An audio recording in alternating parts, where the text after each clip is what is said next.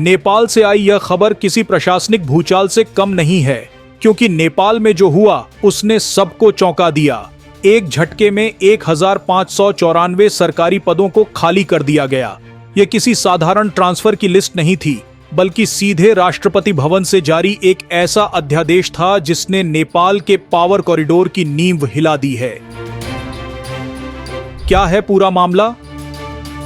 नेपाल के राष्ट्रपति रामचंद्र पौडेल ने एक विशेष अध्यादेश जारी कर 26 मार्च से पहले की गई लगभग सभी महत्वपूर्ण नियुक्तियों को तत्काल प्रभाव से रद्द कर दिया है। इसे बालन शाह और नई सरकार के गठबंधन का क्लीन अप मिशन माना जा रहा है। सरकार का तर्क सीधा और सख्त है।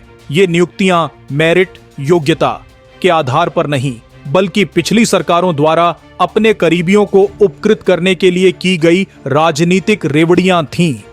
हटाए गए लोगों में बोर्ड मेंबर्स, सलाहकार और विभिन्न संस्थानों के प्रमुख शामिल हैं। सरकार का दावा है कि व्यवस्था में पारदर्शिता लाने के लिए इन राजनीतिक चश्मों को उतारना जरूरी था, ताकि प्रशासनिक तंत्र निष्पक्ष रूप से काम कर सके।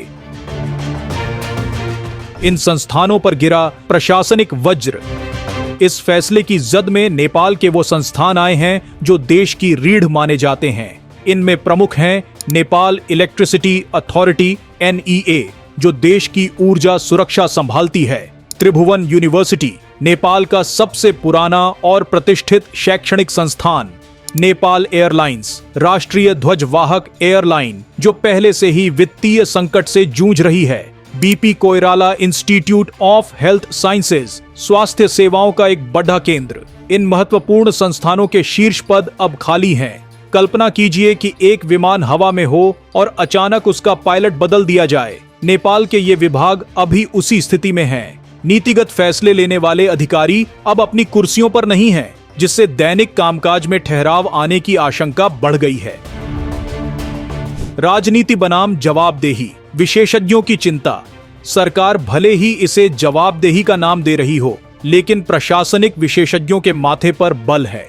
विशेषज्ञों का तर्क है कि एक साथ 1500 से ज्यादा अधिकारियों को हटाना किसी भी देश की संस्थागत याददाश्त को खत्म कर सकता है। पुराने अधिकारियों के पास प्रोजेक्ट्स का अनुभव और भविष्य की योजनाएं होती हैं। अचानक आए इस शून्य से शिक्षा, स्वास्थ्य और सार्वजनिक सेवाओं की गति धीमी हो सकती है। विपक्ष ने इसे प्रतिशोध की राजनीति करार दिया है।